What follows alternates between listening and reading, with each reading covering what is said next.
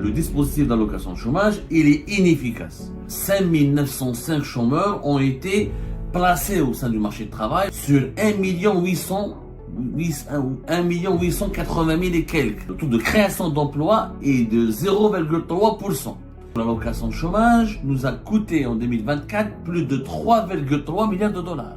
Le nombre des chômeurs a explosé. On est passé de presque 4 millions de chômeurs à plus de 6 millions de chômeurs. Cette allocation de chômage a poussé, incité les jeunes chômeurs algériens à s'identifier auprès de l'ANEM, l'Agence nationale de l'emploi, et s'inscrire pour demander l'allocation de chômage. 3,3 milliards de dollars qui ont été dépensés pour donner une allocation à des chômeurs et finalement, uniquement 0,3% de ces chômeurs ont été recrutés. Cette allocation de chômage est une connerie. L'Algérie est le seul pays au monde qui finance le chômage. Les autres pays, ils ont une assurance chômage. Tu travailles, tu cotises, quand tu perds ton travail, tu touches du chômage. Mais l'Algérie finance le chômage. Tu travailles pas, tu cotises pas, mais tu touches du chômage. Eh ben c'est du jamais vu. L'État donne de l'argent pour que tu restes chômeur. Le dispositif d'allocation de chômage, il est inefficace. Sur 1 880 000 et quelques bénéficiaires au mois de pratiquement le mois de septembre, le mois de novembre, décembre 2024, uniquement 5905 chômeurs ont été placés au sein du marché de travail, ou ont été recrutés ou ont pu trouver de l'emploi. Sur 1 880 000 et quelques, 5 900 chômeurs ont pu bénéficier d'un emploi, ont pu trouver un emploi. C'est extrêmement peu, pour ne pas dire ridicule, médiocre. Ça veut dire que le taux de recrutement, le taux de création d'emplois est de 0,3%. Je rappelle que l'allocation de chômage nous a coûté en 2024 plus de 3,3 milliards de dollars.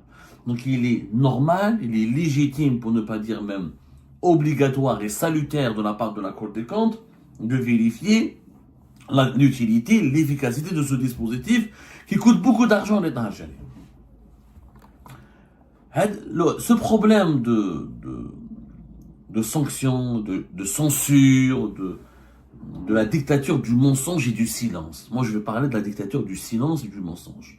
Depuis juin 2022, l'Agence nationale de l'emploi n'a plus publié les bulletins de statistiques sur la situation du chômage en Algérie. Pourquoi? Parce que, à cause de l'allocation chômage qui a été imposée, qui a été appliquée en mars 2022, au départ 13 000 dinars, ensuite à partir de février 2023, elle a été augmentée jusqu'à 15 000 dinars, le nombre des chômeurs a explosé. On est passé de presque 4 millions de chômeurs à plus de 6 millions de chômeurs. Et le nombre ne cesse d'exploser puisque cette allocation de chômage a poussé, incité les jeunes chômeurs algériens à s'identifier auprès de l'ANEM, l'Agence nationale de l'emploi, et s'inscrire pour demander l'allocation de chômage. Donc les vrais chiffres du chômage, l'allocation de chômage qui nous a coûté très cher, qui est inefficace, elle a un seul point positif, c'est qu'elle nous a permis de connaître réellement le nombre des chômeurs dans le pays. Puisqu'auparavant, les chômeurs algériens, ça ne les intéressait pas de s'inscrire au niveau de l'ANEM, puisque pour trouver de travail en Algérie, il faut des connaissances, du bouche à oreille, ou du favoritisme, ou la débrouillardise, se débrouiller tout seul, se démerder tout seul. L'ANEM, en Algérie, elle propose des sous-emplois, des emplois précaires, mal payés, ou à des durées très limitées. Donc l'ANEM n'a jamais été populaire en Algérie, n'a jamais été populaire, sauf dans certaines régions de l'intérieur du pays, puisque l'ANEM avait des contacts avec les collectivités locales, certaines entreprises étatiques et publiques, elle faisait du placement de travailleurs, mais toujours dans des conditions précaires et limitées. C'est pas des CDI, c'est des CDD ou là, des contrats précaires. Donc les jeunes Algériens vous préférez se démerder tout seul, se débrouiller tout seul, mais ça rouage. L'allocation chômage les a attirés vers l'ANEM. Tout le monde, bien sûr, voulait profiter de ces 15 000 dinars. Pour profiter de ces 15 000 dinars, il fallait s'inscrire auprès de l'ANEM. Donc les chiffres du chômage ont explosé. La Cour des comptes, dans son rapport, non seulement n'a pas eu tort, mais elle a eu complètement raison. Et c'est injuste de sanctionner son directeur et son patron, et en plus censurer le rapport qui parle de cette situation et du bilan de l'allocation chômage, est un rapport qui est vrai, qui est salutaire, qui est important. Pourquoi le censurer? Parce que le régime actuel ne supporte pas la critique, ne supporte pas la remise en cause et ne supporte pas les constats de ses échecs. Et il impose la censure et le silence et le mensonge. Il ment. On ne peut pas mentir tout le temps. Un grand président américain qui s'appelait Abraham Lincoln, il a une grande citation sur le mensonge. Sur le mensonge au peuple. Je vais vous la lire. Il a dit, on peut tromper une partie du peuple tout le temps. Et tout le peuple une partie du temps. Mais on ne peut pas tromper tout le peuple tout le temps. Voilà. Il faut absolument que les dirigeants algériens comprennent cette citation. Je la répète, Abraham Lincoln, l'un des plus grands présidents des États-Unis d'Amérique, qui est connu aussi pour l'abolition de l'esclavage dans son pays, qui a même assumé une guerre civile dans son pays pour en finir avec l'esclavage qui était une plaie qui divisait l'Amérique. Il a dit, on peut tromper une partie du peuple tout le temps, et tout le peuple une partie du temps. Mais on ne peut pas tromper tout le peuple tout le temps. Et donc vous ne pouvez pas mentir au peuple algérien tout le temps. Là, on est en train de mentir au peuple algérien tout le temps. On dit aux Algériens et aux Algériens que le chômage recule, que la situation économique s'améliore, que le pays se diversifie, que l'économie algérienne elle est solide, que les indicateurs sont ouverts, alors que les Algériens et les Algériens vivent une réalité totalement opposée. Où le chômage explose, où la création d'emplois, il n'y a pas d'emploi, les salaires sont de plus en plus faibles par rapport à la cherté de la vie, l'économie algérienne est marquée par les pénuries, les interdictions des importations et les complications pour créer des entreprises et pour lancer des activités, les monopoles de l'État n'ont jamais été aussi renforcés. L'économie algérienne est dans une situation de paralysie. Jamais la vie n'a été aussi chère, jamais les salaires n'ont été aussi bas, jamais le dinar algérien n'a été aussi instable et aussi insignifiant, jamais les pénuries n'ont été aussi fortes et jamais le chômage n'a été aussi fort. C'est ça la réalité. Mais comme les dirigeants algériens veulent mentir tout le temps à leur peuple, s'ils montaient au moins une partie du temps, on peut le dire. La preuve qu'ils veulent mentir tout le temps. Même la Cour des comptes, qui est une institution de l'État, qui a un décret présidentiel de 1995, qui encadre ses activités et qui lui donne le droit, non seulement d'enquêter, d'auditer et de publier des rapports et d'adresser ces rapports au président de la République et au ministère de la Justice pour demander des sanctions et des enquêtes judiciaires pénales. 3 milliards, presque 3 milliards et demi de dollars, 3,3 milliards de dollars qui ont été dépensés pour donner une allocation à des chômeurs et finalement, uniquement 0,3% de ces chômeurs ont été recrutés. C'est un scandale. C'est un véritable préjudice. C'est des dégâts incommensurables pour l'Algérie. Au lieu de dépenser ces 3 milliards de dollars, je préfère, au lieu de les donner aux chômeurs directement, je préfère créer des entreprises, créer des emplois, alimenter des entreprises et financer des projets économiques qui vont créer beaucoup plus d'emplois que les 5905 chômeurs qui ont été recrutés par l'ANEM. 0,3% des chômeurs ont été recrutés. Sur 1 800 000 et quelques, presque 2 millions de bénéficiaires de cette allocation au chômage. C'est scandaleux. Mais c'est pas possible, ça ne peut pas durer. Je rappelle que normalement, le dispositif qui a été mis en place, qui a été encadré par le décret présidentiel numéro 2270, correspondant au 10 février 2022. Que dit ce décret?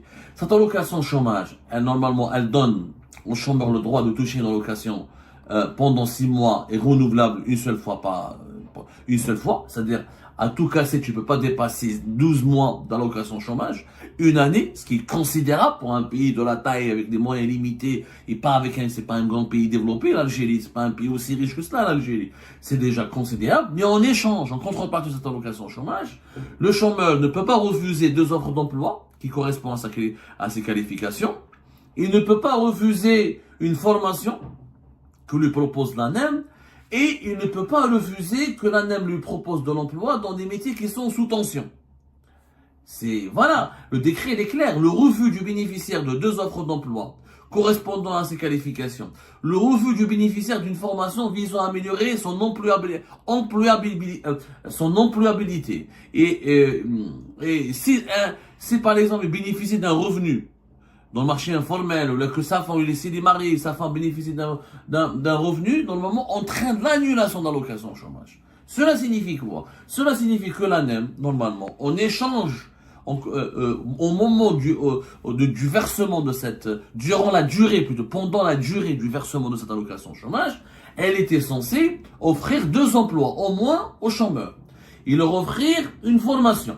Et les emplois doivent, dans le meilleur des cas, correspondre à ces qualifications, mais aussi l'ANEM a le droit de proposer aux bénéficiaires de cette allocation de chômage des emplois dans les métiers déficitaires, dans les filiales qui mettent le BTP, qui mettent l'agriculture, où il y a pas, il y a un manque de ressources humaines, il y a un manque de salariés, de travailleurs en Algérie. Si uniquement 0,3% des chômeurs ont été recrutés par l'ANEM, on peut trouver un emploi grâce à l'ANEM. Ça veut dire que l'ANEM n'a pas fait son travail. Ça veut dire qu'on n'a pas proposé 2 emplois. Ça veut dire que les chômeurs algériens, peut-être on leur a proposé 2 emplois et 2 emplois, ils ont refusé et qu'il n'y a pas eu de formation. Ça veut dire que l'ANEM est devenue une banque, une caisse, à distribuer l'argent, distribuer 3 milliards de dollars, ou le chômage, il explose. C'est de la dilapidation de l'argent public. Avec les 3 milliards de dollars, on aurait pu construire des usines, des hôpitaux, des écoles, des routes, une autoroute. On aurait pu créer plusieurs entreprises. On aurait pu créer de la richesse qui a une valeur ajoutée pour le développement de notre pays. Au lieu de cela, on les donne à 1 million, presque 2 millions de chômeurs, et uniquement 5 000 d'entre eux trouvent un emploi au bout du dispositif. Donc, c'est du gâchis, c'est du sabotage. On l'a dit depuis 2022, et je le dis, cette allocation chômage est une connerie. L'Algérie est le seul pays au monde qui finance le chômage. Les autres pays, ils ont une assurance chômage. Tu travailles, tu cotises, quand tu perds ton travail, tu touches du chômage. Chaque pays a une période de 6 mois, une année et demie, chaque pays selon ses moyens ou selon la durée de cotisation et selon le système. Mais l'Algérie finance le chômage. Tu travailles pas, tu cotises pas, mais tu touches du chômage. Eh ben c'est du jamais vu. L'État donne de l'argent pour que tu restes chômeur. C'est inédit dans le monde. Non mais dans toutes les économies mondiales, il n'y a pas un cas similaire. Il y a les contre-riches, les pays du Golfe, ils sont tellement riches qu'ils partagent un peu, ils donnent des subventions. Mais nous, on ne donne pas, c'est pas une subvention, c'est qu'on demande aux gens, on leur dit, vous êtes chômeurs, ne vous inquiétez pas, on vous donne pendant 6 mois jusqu'à 1 année de l'argent. En contrepartie de quoi? De rien. T'as pas cotisé. C'est l'État qui distribue de l'argent. Normalement, il est censé, le chômeur, accepter du travail et accepter une formation. Il n'y a rien qui a été, ni travail n'a été proposé, ni des formations n'ont été effectuées, parce qu'uniquement 0,3% trouvaient de l'emploi. Donc le dispositif est en faillite. Cette vérité qui a été confirmée par la Cour des comptes et que nous avons nous-mêmes décrite, et comme beaucoup d'experts, comme beaucoup d'économistes l'ont dit, n'a pas été à déranger, à exaspérer le régime algérien qui a décidé de la censurer. La censure, pour imposer le silence et le mensonge, ne peut pas durer. Et ça dure depuis longtemps. Pour la Direction générale des douanes algériennes. Alors, je vous le site internet, déjà le site internet de la Direction générale des douanes algériennes ne fonctionne plus. Depuis 2020, la Direction générale des douanes avait un département de statistiques et de prospective qui normalement publiait depuis des années, depuis de très longues années, le fameux rapport sur le bilan du commerce extérieur du pays. Chaque année, nous avons des chiffres sur le bilan du commerce extérieur du pays. Combien l'Algérie importe, combien elle exporte, qu'est-ce qu'elle importe, qu'est-ce qu'elle exporte, qu'est-ce qu'elle dépense pour ses importations, qu'est-ce qu'elle achète, qu'est-ce qu'elle n'achète pas, la différence, les évolutions, les régressions et les augmentations par rapport aux années précédentes. Depuis 2020, ce document n'est plus publié. Il est censuré. Pourquoi? Parce que le régime Tebboune, d'abord en 2021, nous allons limiter les importations à 30 milliards de dollars. Ils n'ont jamais pu les limiter. Ça a dépassé les 30 milliards de dollars en 2021, en 2022. En 2023, ça a dépassé même les 40 milliards de dollars. Ensuite, ils ont dit, nous allons les limiter à 40 milliards de dollars. Et cette année 2024, ça va dépasser les 40 milliards de dollars parce que c'est pas possible d'un pays de 47 millions d'habitants qui n'a pas une économie productive, qui n'a pas une industrie nationale, qui n'a pas une production nationale qui peut satisfaire les besoins de sa population, ne peut pas ne pas importer. Et un pays de 47 millions d'habitants avec la situation de l'industrie, de la production nationale, pour satisfaire ses besoins, a besoin d'importer entre 45 jusqu'à au-delà de 50 milliards de dollars. C'est pas possible d'importer moins de 50 milliards de dollars pour un pays de presque 50 millions d'habitants. Comme eux, ils ne veulent pas que les Algériens et les Algériens connaissent les véritables statistiques sur le commerce extérieur, parce que les statistiques réelles vont démontrer l'échec de toute la politique anti-importation du régime Tebboune, parce qu'elle a occasionné davantage de pénuries, elle a aggravé l'inflation et elle a aggravé la misère sociale. Et on n'a jamais atteint les objectifs fixés, ni on a importé moins de 30 milliards de dollars, ni on a importé moins de 40 milliards de dollars. Donc qu'est-ce qu'on fait? On censure et on impose le mensonge. Le mensonge, l'Algérie contrôle ses importations. Elle ne les contrôle pas, puisque les objectifs fixés ne sont pas satisfaits. Et à chaque fois, elle est obligée d'importer parce qu'on ne produit pas. Donc, on est obligé de continuer d'importer. Et les chiffres de l'importation, les importations augmentent parce qu'on a une population qui augmente et une production nationale qui stagne, qui est paralysée et qui n'augmente pas. qu'est-ce qu'on fait? On censure les chiffres. Ouais, là, je parle parce qu'on veut mentir au peuple algérien. Mais c'est pas possible. C'est pas possible de continuer d'être dans le déni, dans le mensonge. Ça ne peut pas durer. Le déni et le mensonge ne peuvent pas durer. C'est pas possible, c'est intenable. Et quand certaines institutions, ou là, certains responsables, ou là, certains commis de l'État ne peuvent plus mentir, eh ben on les sanctionne, on les limoge, on les met à la retraite parce qu'ils n'ont pas conforté le mensonge. Cette dictature du mensonge et du silence ne va pas durer.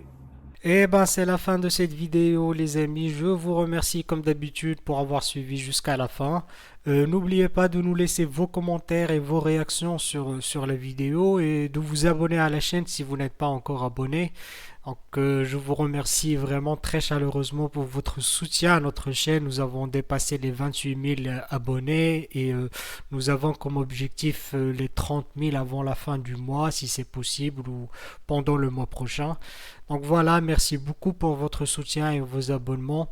Et merci aussi pour vos commentaires et vos discussions très animées dans la section des commentaires. Donc, vous n'oubliez jamais de décortiquer bien un sujet sur tous les points qui ont été abordés dans la vidéo et ça fait vraiment plaisir moi-même je ne fais pas de commentaires, je m'appuie sur vous pour que vous puissiez bien expliquer les choses et en faire des discussions civilisées dans tout le respect possible. Donc voilà, merci beaucoup et à la prochaine dans une nouvelle vidéo. Au revoir.